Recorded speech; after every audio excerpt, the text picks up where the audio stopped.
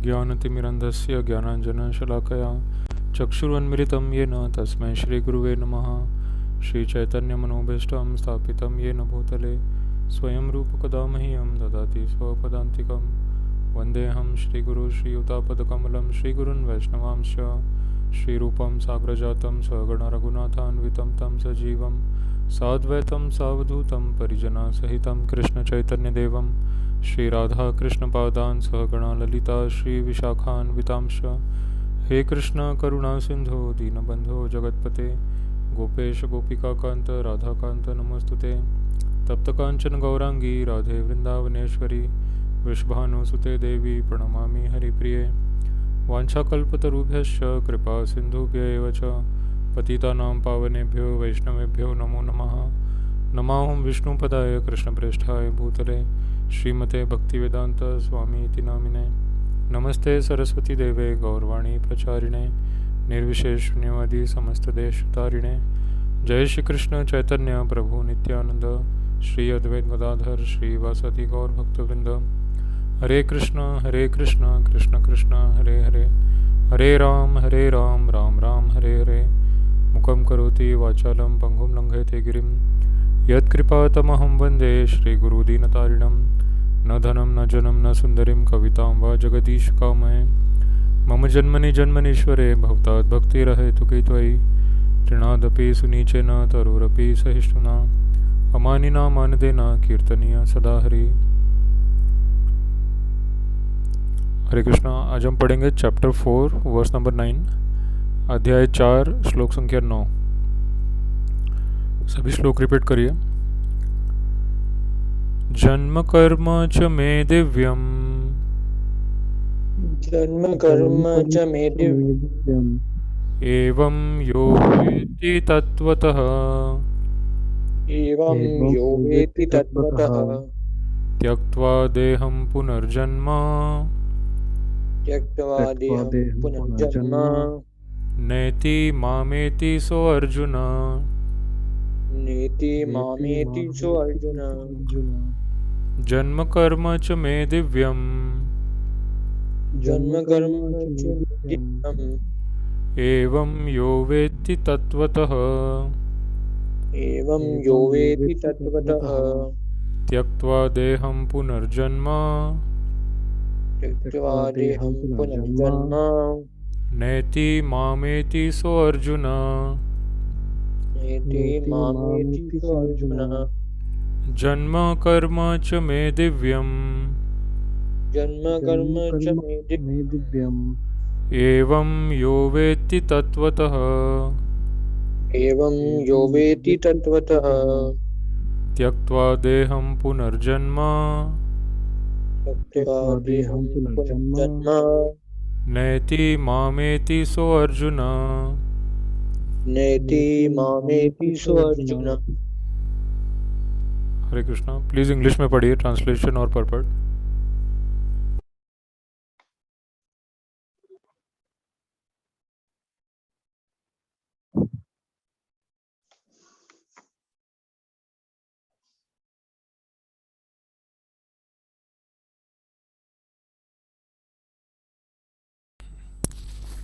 One who knows the transcendental nature of my appearance and activities does not, upon leaving the body, take his birth again in this material world, but attain my eternal abode, O Arjuna.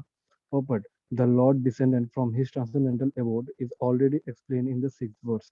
One who can understand the truth of the truth of the appearance of the personality of Godhead is already liberated from material bondage, and therefore he returned to the kingdom of God immediately after quitting the present material body. Such liberation of the living entity from material bondage is not at all easy. The impersonalist and the yogis attain liberation only after much trouble and many births. Even then, the liberation they achieved, merging into the impersonal Brahmajyoti of the Lord, is only partial, and there is the risk of returning to the material world. But the devotee, simply by understanding the transcendental nature of the body and activities of the Lord, attain the abode of the Lord after ending this body and does not run the risk of returning to the material world. In the Brahma Samhita 5.33, it is stated that The Lord has many form of incarnation. Advaitam, Achutyam, Adim, Anadim, Ananta Rupam.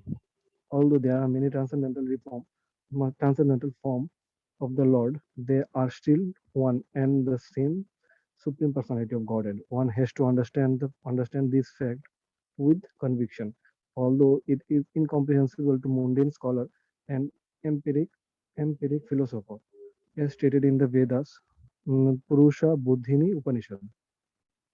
Eko Devo Nitya Lila Lilanurakto Bhakta Vyapi Hridaya Antaratma.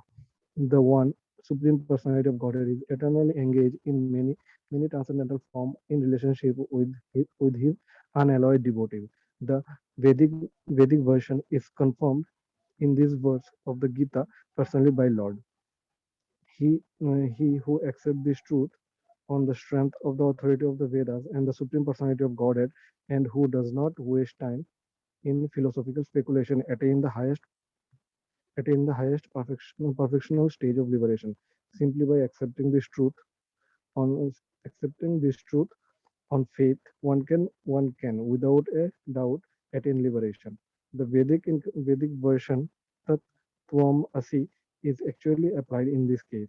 Anyone who understands Lord Krishna to be the supreme, or who says unto the Lord, you are the same supreme Brahman, the personality of Godhead, is certainly liberated instantly, and consequently his entrance into the transcendental association of the Lord is guaranteed. In other words, such a faithful devotee of the Lord attain perfection, and this is confirmed by the following Vedic assertion. Tam eva vididvati mrityum eti naniya naniya pantha vidyate yanaya. One can attain the perfect stage of liberation from birth and death simply by knowing the Lord, the Supreme Personality of Godhead, and there is no other way to achieve the perfection. Shvatashvara Upanishad 3.8. That there is no alternative means that anyone who does not understand Lord Krishna as the Supreme Personality of Godhead is surely in the mode of ignorance, and consequently he will not attain salvation simply. So, to speak by licking the outer surface of the bottle of honey, or by interpreting the Bhagavad Gita according to the mundane scholarship. Such empiric philosophers may assume very important role in the material world, but they are not necessarily eligible for liberation. Such puffed up mundane scholars have to wait for the causeless mercy of the devotee of the Lord. One should therefore cultivate Krishna consciousness with faith and knowledge, and in this way attain perfection. Hare Krishna, Krishna Krishna, Hare Hare, Hare Ram, Ram Ram, Hare Hare. Jai Shila Prabhupada. Thank you, Prabhuji. हरे कृष्णा, जय Srila Prabhupada. Please Hindi में पढ़िए।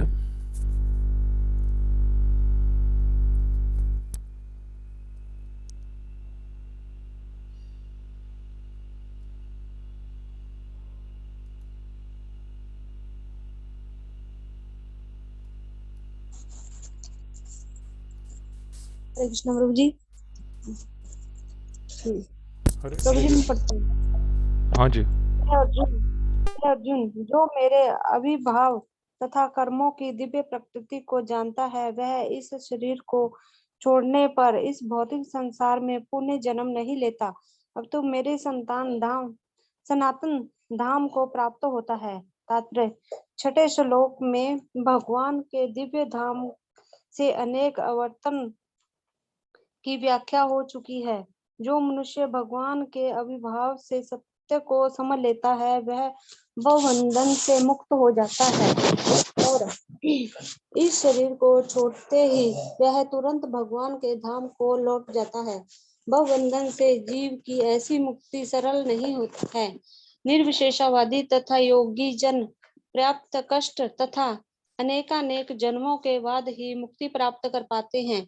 इतने पर भी उन्हें जो मुक्ति भगवान की निराकार ब्रह्म ज्योति में तादात्म्य प्राप्त करने के रूप में मिलती है, वह अशुक होती है और इस भौतिक संसार में लौट आने का भय बना रहता है।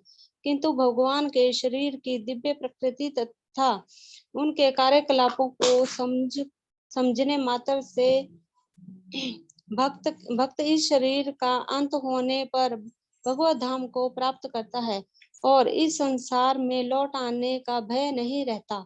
ब्रह्म संहिता में यह बताया गया है कि भगवान के अनेक रूप तथा अवतार हैं। यद्यपि भगवान के अनेक दिव्य रूप हैं, किंतु फिर भी वे उदय भगवान हैं। इस तथ्य को विशेष पूर्वक समझना चाहिए। यद्यपि यह संसारी विद्वानों तथा ज्ञान योगियों के लिए अगम्य है, जैसा कि वेदों में कहा गया है, एक भगवान अपने निष्काम भक्तों के साथ अनेकानेक दिव्य रूपों में सदैव संबंधित हैं। इस वेद वचन की स्वयं भगवान ने गीता के इस श्लोक में पुष्टि की है कि जो इस सत्य को वेद तथा भगवान के प्रमाण के आधार पर स्वीकार करता है और शुष्क चिंतन में समय नहीं गवाता, वह मुक्ति की चरम सिद्धि प्राप्त करता है। इस सत्य को श्रद्धा पूर्वक स्वीकार करने से मनुष्य निश्चित रूप से मुक्ति लाभ कर सकता है। इस प्रसंग में वैदिक वाक्य तद्वमसि लागू होता है। जो कोई भगवान कृष्ण को परब्रह्म करके जानता है या उनसे यह कहता है कि आप वही परब्रह्म श्री भगवान हैं, यह निश्चित रूप से अविलंब मुक्त हो जाता है। फलस्वरूप उसे भगवान की दिव्य शक्ति की प्राप्ति निश्चित हो जाती है। दूसरे शब्दों में ऐसा श्रद्धालु भक्त सिद्धि प्राप्त करता है। इसकी पुष्टि निम्नलिखित वेद वचन से होती है। श्री भगवान को जान लेने से ही मनुष्य जन्म तथा मृत्यु से मुक्ति की पूर्ण अवस्था प्राप्त कर सकता है। इस सिद्धि को प्राप्त करने का कोई अन्य विकल्प नहीं है। इसका कोई विकल्प नहीं है का अर्थ यही है कि जो श्री कृष्ण को श्री भगवान के रूप में नहीं मानता, वह अवश्य ही तमोगुणी है और मधुपात्र को केवल बाहर से चाटकर यह भगवत गीता की विधत्तपूर्ण संसारी विवेचना करके मोक्ष प्राप्त नहीं कर सकता। ऐसे शुष्क दार्शनिक भौतिक जगत में महत्वपूर्ण भूमिका निभाने वाले हो सकते हैं, किंतु वे मुक्ति के अधिकारी नहीं होते। ऐसे अभिमानी संसारी विद्वानों को भक्त की अहेतुक कृपा की प्रतीक्षा करनी पड़ती है। अतः मनुष्य को चाहिए कि श्रद्धा तथा ज्ञान के साथ कृष्ण भावनामृत का अनुशीलन करे और सिद्धि प्राप्त करने का यही उपाय है। हरे कृष्णा कृष्ण कृष्ण हरे हरे, हरे राम राम राम हरे। जय शिला प्रभुपाद जी। हरे कृष्ण प्रभु जी। जय श्रील प्रभुपाद। हरे कृष्णा। ये भगवद गीता का चौथा अध्याय 9वां श्लोक। हम इसके पहले 2 महत्वपूर्ण श्लोक पढ़ चुके हैं, जिसमें भगवान ने अपने अवतार लेने का उद्देश्य बताया है। परित्राणाय साधूनाम विनाशाय च दुष्कृताम धर्म संस्थापनार्थाय संभवामि युगे युगे। तो भगवान का इस संसार में आने का उद्देश्य स्पष्ट बताया है गीता में, भगवान ने स्वयं बताया है। और अगले श्लोक में भगवान अपने जन्म की दिव्य प्रकृति और कर्म की दिव्य प्रकृति के बारे में बता रहे हैं। जन्म कर्म च मे दिव्यम एवं यो वेत्ति तत्वतः। तो बहुत ही महत्वपूर्ण श्लोक है ये, क्योंकि जैसे ही हम भगवान की दिव्य प्रकृति को भूल जाते हैं तो फिर हम माया के वशीभूत हो जाते हैं। और जब तक हम भगवान की दिव्य प्रकृति को याद रखते हैं तो हम माया से दूर रहते हैं। तो माया से बच पाने का यही सबसे उत्तम उपाय है कि हमेशा भगवान की दिव्य स्थिति के बारे में सुनते रहना, उनके भक्त के माध्यम से, श्रील प्रभुपाद के माध्यम से। बिना प्रभुपाद जी की कृपा के हमको ना तो भगवान के बारे में पता चल सकता है, ना ही हम याद रख सकते हैं भगवान को। हमारा एक ही ऑप्शन है भगवान को याद रखने का, हम प्रभुपाद जी को फॉलो करते रहें। उनकी कृपा के बिना हम नहीं आगे बढ़ सकते। इस पॉइंट को हमें बहुत ध्यान से समझना है। प्रभुपाद जी जब तक हम जब तक उनको फॉलो करते रहेंगे, उनकी बुक पढ़ते रहेंगे, उनका लेक्चर सुनते रहेंगे, उनका दर्शन करते रहेंगे, उनके आदेशों का पालन करते रहेंगे, तब तक ही हम भगवान को याद कर पाएंगे। नहीं तो जैसे ही हम प्रभुपाद जी को फॉलो करना छोड़ देते हैं, वैसे तुरंत भक्ति हमारी चली जाती है। तो आज के युग में प्रभुपाद जी के माध्यम से ही भक्ति होती है, क्योंकि उनको भगवान कृष्ण ने स्वयं भेजा है। और जब तक हम प्रभुपाद जी को नहीं पहचानेंगे, तब तक भक्ति हमारी ना तो शुरू होगी ना आगे बढ़ेगी। और अगर हमने भरोसा करना छोड़ दिया या फिर ऐसा सोचने लगे कि प्रभुपाद अभी नहीं है, वो चले गए हैं, ऐसा अगर हम सोचने लगे तो भक्ति हमारी बिल्कुल ज़ीरो हो जाती है, शून्य हो जाती है, और हम एक कदम भी आगे नहीं बढ़ पाते। हम सिर्फ दिखावा कर सकते हैं भक्ति का, एक ज्ञान होने का या भक्ति होने का हम दिखावा कर सकते हैं बहुत अच्छे से, पर एक्चुअल में भक्ति में हम एक कदम भी आगे नहीं बढ़ सकते अगर हम प्रभुपाद जी को फॉलो नहीं करेंगे। तो ये पॉइंट बहुत इम्पोर्टेंट है। यहाँ स्वयं प्रभुपाद जी ने बताया है कि उनको एक शुद्ध भक्त की अहेतु की कृपा के लिए रुकना पड़ता है। तो शुद्ध भक्त प्रभुपाद जी हैं, और उनकी अहेतु की कृपा के बिना हम ना तो पापों से मुक्त हो पाएंगे, ना तो हम आध्यात्मिक स्तर तक ऊपर जा पाएंगे। उन्हीं की कृपा से हम पापों से मुक्त हो सकते हैं। जो भी हमने अपराध किए हैं, जो भी पाप किए हैं, वो हम प्रभुपाद जी की कृपा से ही उससे मुक्त हो सकते हैं। तो नहीं तो हम एकादशी करते हैं, माला जपते हैं, गीता पढ़ते हैं, भागवत पढ़ते हैं, पर जब तक भक्त भागवत को हम नहीं जानते और उनको नहीं फॉलो करते, तब तक बाकी सब कुछ का कोई बाकी जो भी हम करते हैं उसका असर ही नहीं होता बिल्कुल। उसका एग्जाम्पल बहुत अच्छा दिया है प्रभुपाद ने यहाँ पे, कि मधु पात्र को बाहर से चाटेंगे तो उसका स्वाद भी नहीं आएगा और उससे हमको कोई एनर्जी भी नहीं मिलेगी, क्योंकि मधु के अंदर जो शहद होता है उसके अंदर बहुत एनर्जी होती है और उसका टेस्ट भी बहुत अच्छा होता है। पर अगर शहद किसी कांच के बर्तन में रखा है या किसी कांच की डिब्बी में रखा है और उसको अगर हम बाहर से चाटेंगे, तो ना तो उसका स्वाद आएगा, ना तो उससे एनर्जी मिलेगी। वो हमारा जो भी प्रयास हम कर रहे हैं वो सब बेकार हो जाएगा। तो उस मधु के पात्र को खोलने का जो पासवर्ड है या जो सीक्रेट है या जो रहस्य है, वो है श्रीला प्रभुपाद।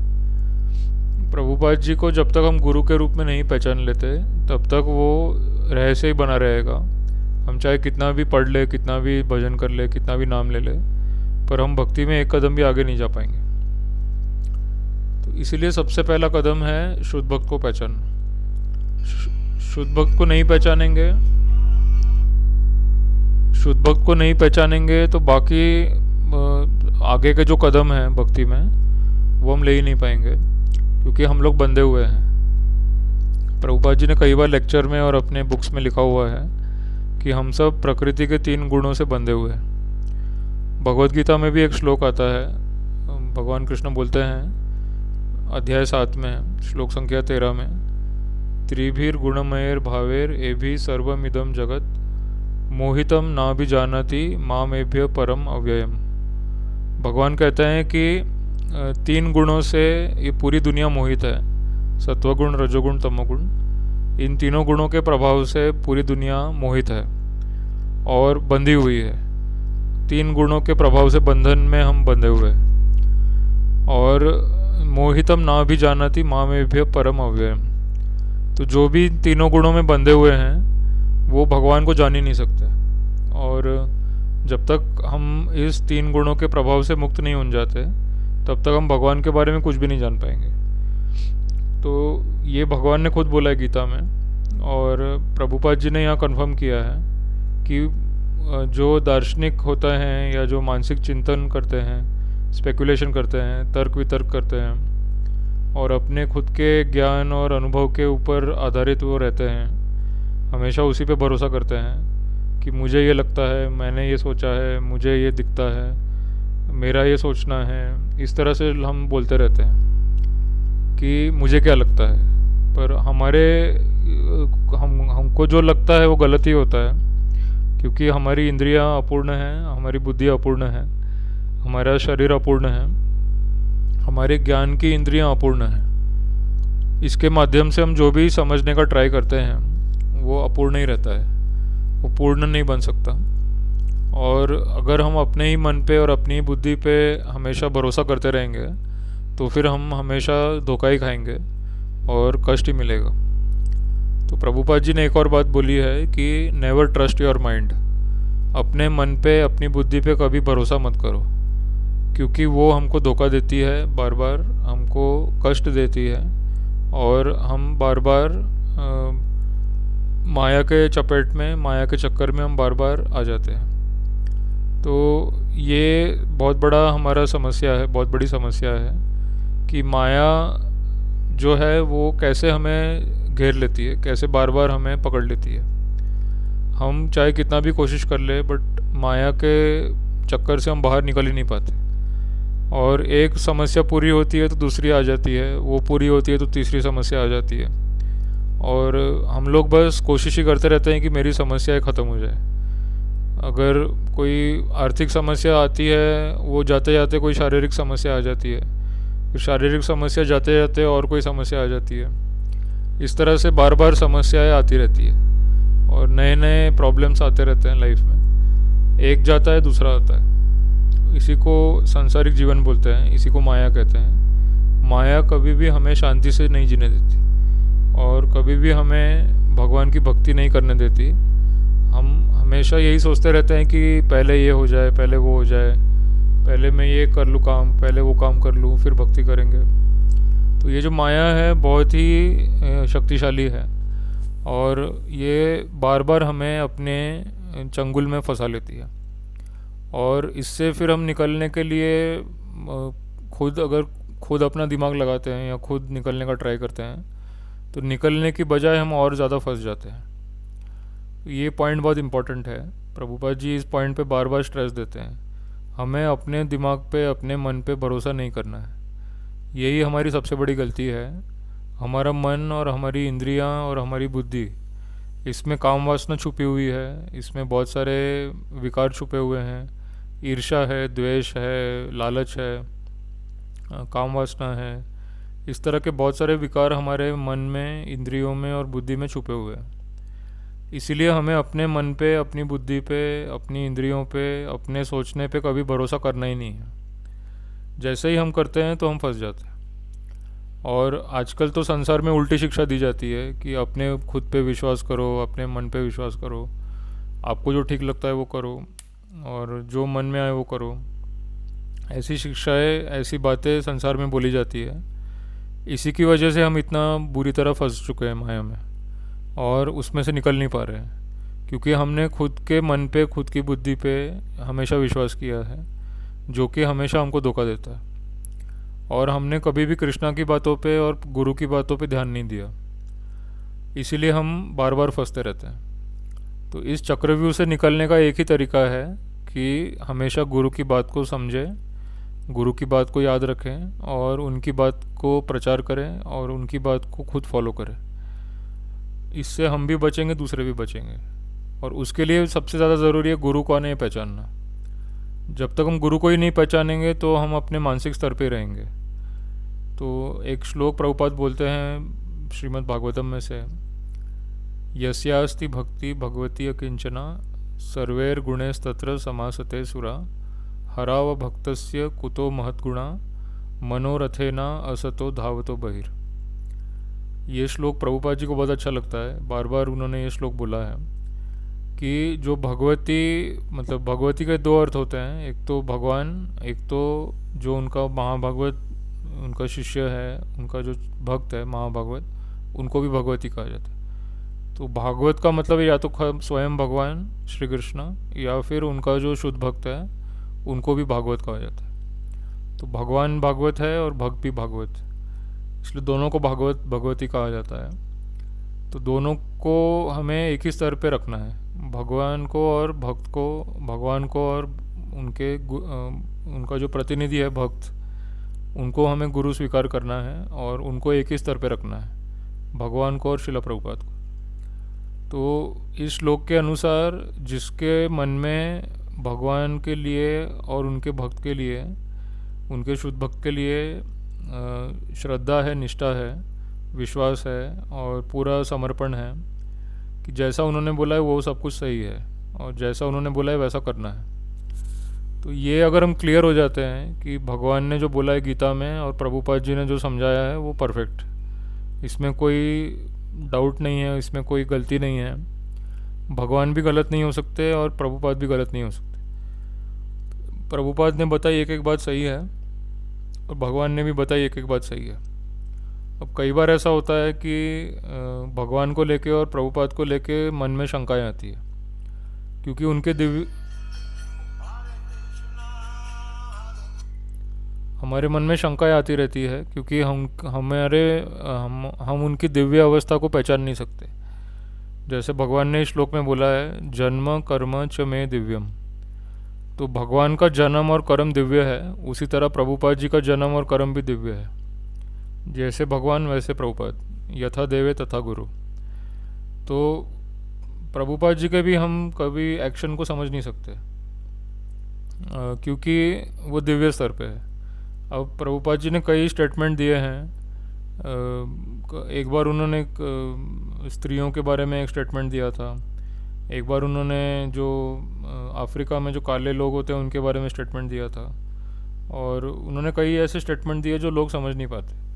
खास करके स्त्रियों को लेके जो बताया प्रभुपाद ने कि एक स्टेटमेंट भागवत में आता है कि स्त्री जो है वो आध्यात्मिक क्षेत्र में थोड़ी कम बुद्धिमान होती है पुरुष के मुकाबले, और उसमें वैराग्य कम होता है। स्त्री को संसार छोड़ना ज़्यादा मुश्किल होता है, उसका ज़्यादा अटैचमेंट होता है संसार, घर परिवार देश वगैरह। स्त्री का ज़्यादा अटैचमेंट, ज़्यादा लगाव होता है, वो छोड़ नहीं सकते। और ये हम देखते भी हैं अपने घर में कि जो घर में स्त्रियां होती हैं वो वैराग्य इतना जल्दी ले नहीं सकती, जो पुरुष होते हैं वो जल्दी वैराग्य ले सकते हैं। तो ये उनका स्वभाव होता है और ये सत्य भी है। तो प्रभुपाद जी ने ये बातें बोली थी और कई बार लोग इनकी बातों को समझ नहीं पाते थे कि प्रभुपाद ने ऐसा क्यों बोला है। तो प्रभुपाद ने ये उन स्त्रियों के बारे में बोला था जो भक्ति नहीं करती, जो भगवान कृष्ण का नाम नहीं लेती और जो भगवान की सेवा नहीं करती।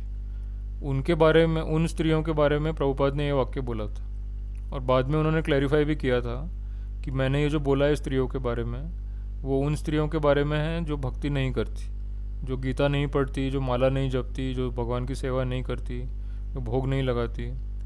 तो ये तो हम सबका अनुभव हम अपनी आंखों से देख सकते हैं कि जो स्त्रियां भगवान की भक्ति नहीं करती वो संसार से बहुत ज़्यादा आसक्त रहती है और उनके मन में बहुत सारी वासनाएं भी होती है और बहुत सारी इच्छाएं भी होती हैं। और यही सेम चीज़ पुरुषों के लिए भी एप्लीकेबल है कि जो पुरुष भक्ति नहीं करता वो संसार में ज़्यादा फंसता रहता है। और जो भी वाक्य प्रभुपाद ने बोले हैं स्त्रियों के बारे में या पुरुषों के बारे में, जो भी उन्होंने स्टेटमेंट बोले हैं वो उनके बारे में बोले हैं जो भक्ति नहीं करते हैं। क्योंकि जब कोई भक्ति नहीं करता है तो वो अपने अपने शारीरिक और मानसिक रचना के अनुसार, जैसा उसका शरीर है और जैसा उसका मन है वैसे ही वो बर्ताव करता है। तो यही श्लोक प्रभुपाद ने बताया था भागवत में से, यस्यास्ति भक्तिर् भगवती अकिंचन सर्वैर गुणेश तत्र समासते सुरा।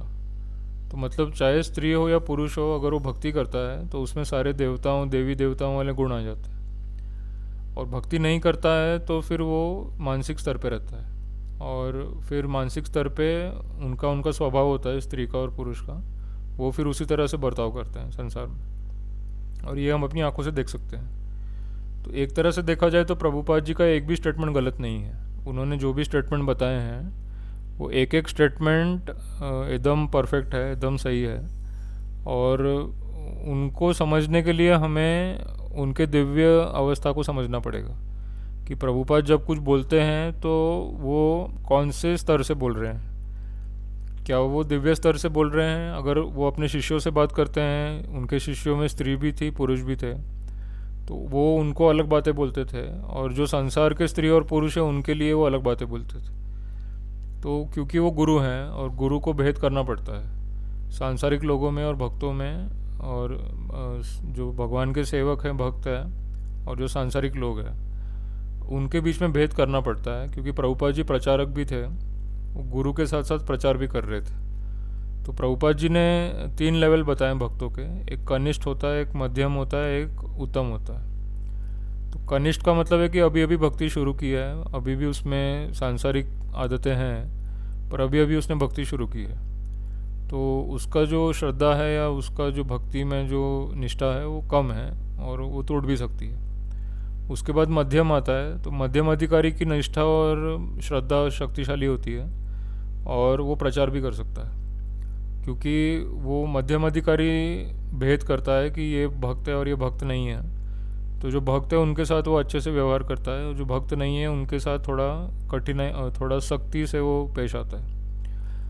क्योंकि जो भक्ति नहीं करते हैं, अगर उनके साथ भी अगर हम नॉर्मली और एकदम प्रेम से बिहेव करेंगे तो भक्ति नहीं करते हैं, वो और बिगड़ जाते हैं। तो इसीलिए भक्त जो गुरु होता है, गुरु को जब प्रचार करना होता है तब उसको मध्यम अधिकारी बनना पड़ता है और उसको भेद भी करना पड़ता है कि ये भक्त है और ये भक्त नहीं है, और फिर जो भक्त नहीं है उनके साथ सख्ती से पेश आना पड़ता है। तो प्रभुपाद जी क्योंकि वो गुरु के पद पे हैं और प्रचार कर रहे थे, इसलिए वो मध्यम अधिकारी की तरह बात करते थे कि ये भक्त है, भक्त का ये लक्षण होता है, और जो भक्ति करता था उसकी प्रशंसा करते थे, चाहे स्त्री हो या पुरुष हो। और जो भक्ति नहीं करते थे और जो भगवान को नहीं मानते थे, तो फिर प्रभुपाद जी उनकी कमियां भी बताते थे कि उनके अंदर ये कमियां हैं, स्त्रियों की भी और पुरुषों की भी, दोनों की कमियां बताते थे। और प्रभुपाद जी की इच्छा थी कि सभी लोग भक्ति करें। वो कमियां बताने का ये उद्देश्य था कि वो कमियां अपनी सुधार लें, भक्ति करें और अच्छे बन जाए। इस उद्देश्य से वो भेद करते थे और कमियां भी बताते थे। तो इसके लिए हमें समझना पड़ेगा कि प्रभुपाद जी एक्चुअली उत्तम लेवल के भक्त हैं। जो उत्तम लेवल का भक्त होता है वो तो सबको भक्त की नज़र से ही देखता है। उत्तम भक्त को लगता है कि सभी भक्त है और मैं भक्त नहीं हूँ। और जो मध्यम अधिकारी भक्त होता है वो देखता है कि ये भक्त है और ये भक्त नहीं है, मतलब भेद करता है उनके लक्षणों से। और जो भक्ति नहीं करता उनको वो डांटता भी है और उनको शिक्षा भी देता है। तो वो मध्यम अधिकारी का काम है। तो जो उत्तम अधिकारी होता है वो भगवान कृष्ण के धाम में गोलोक में रहता है और वहाँ से भगवान उसको नीचे भेजते हैं। तो जब भगवान के गोलोक धाम से कोई नीचे आता है उत्तम अधिकारी, वो फिर यहाँ पे आके मध्यम अधिकारी बन जाता है, क्योंकि उसे प्रचार करना होता है, उसको भेद करना पड़ता है भक्त में और अभक्त में। और फिर वो जब वो प्रचार करता है फिर वो जो अभक्त है उनको शिक्षा देता है और उनको भक्त बना देता है मध्यम अधिकारी बन के।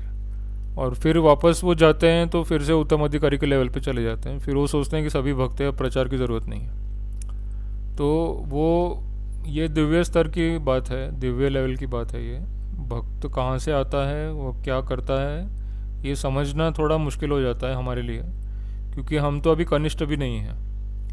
हम लोग कनिष्ठ के लेवल पे भी नहीं है। हमारी श्रद्धा बार बार बनती है, बार बार टूटती है।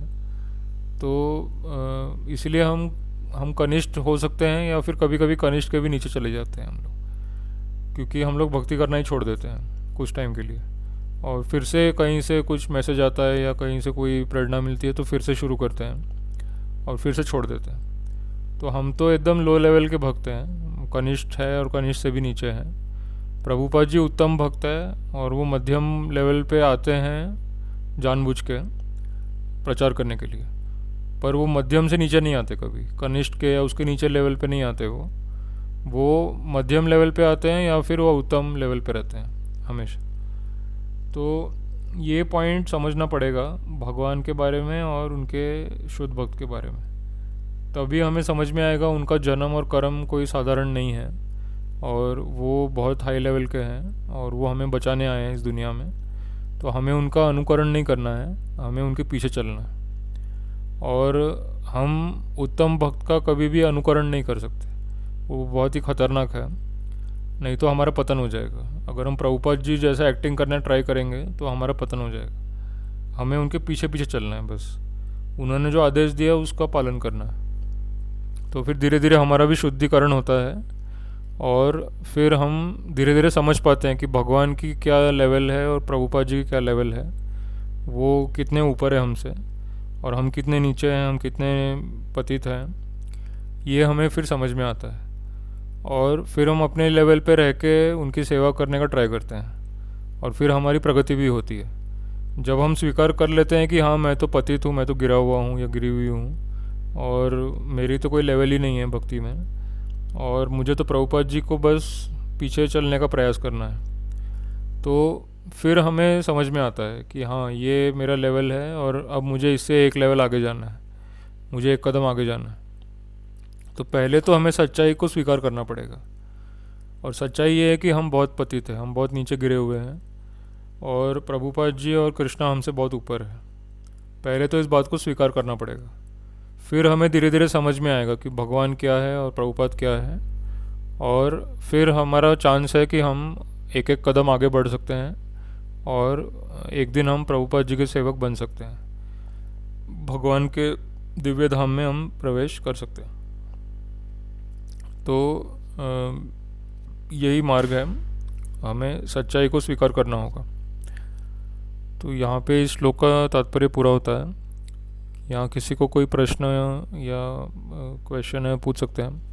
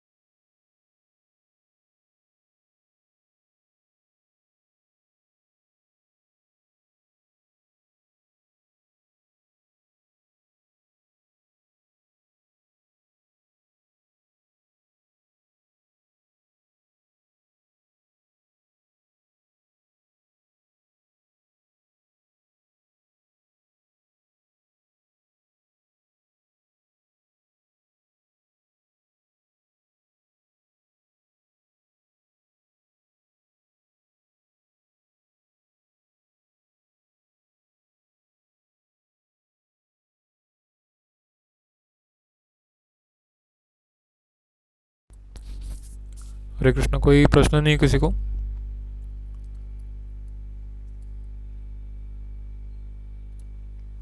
प्रभु जी आपने जैसे बताया, हरे कृष्णा, हाँ बताइए। आपने जैसे बताया कनिष्ठ, मध्यम और उत्तम, तो हमें जिससे नॉलेज मिलता है वो तो मध्यम मार्ग है, तो सबसे सबसे अच्छा तो मध्यम मार्ग, मध्यम वाला ही हुआ ना? नहीं, सबसे अच्छा उत्तम वाला है क्योंकि वो सबको भक्त मानता है और वो किसी की दोष नहीं निकालता। पर जो उत्तम वाला है उसको मध्यम बनना पड़ता है क्योंकि एक्चुअली सभी भक्त नहीं होते हैं। जो उत्तम लेवल का भक्त है वो तो सभी को भक्त मानता है, बट रियलिटी में सभी भक्त नहीं होते हैं। तो जब भगवान की इच्छा होती है भक्ति का प्रचार करने की, तो वो अपने उत्तम लेवल के भक्त को नीचे भेजते हैं मध्यम बना के, कि तुम जो भक्ति नहीं है उनको सिखाओ कि तुम पतित हो चुके हो, तुम गिर चुके हो, तुम भक्ति नहीं कर रहे हो, तुम भक्ति करो। ऐसा वो मध्यम लेवल पे आके सिखाता है, बताता है। तो एक्चुअली सबसे बेस्ट तो उत्तम ही है, बट उसको मध्यम पे आना पड़ता है। भगवान की सेवा, जब भगवान की इच्छा होती है तब उसको नीचे आना पड़ता है।